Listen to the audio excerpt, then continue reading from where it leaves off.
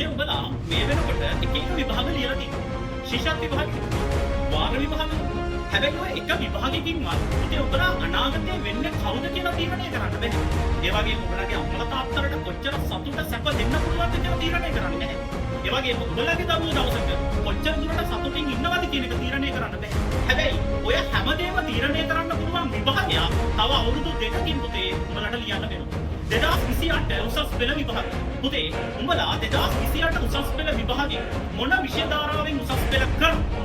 ඒ විෂය ධාරාව ඇතුලේ අවුරුදු 2ක් හරියට වැඩ නොකළොත් පුතේ ඔයාගේ අනාගතේ හරියට ප්ලෑන් කරගන්න බැරි වෙනවා. ඉතින් අවුරුදු 2ක් කොහොමද අපි වැඩ කරන්නේ හරි ප්ලෑන් එකකට?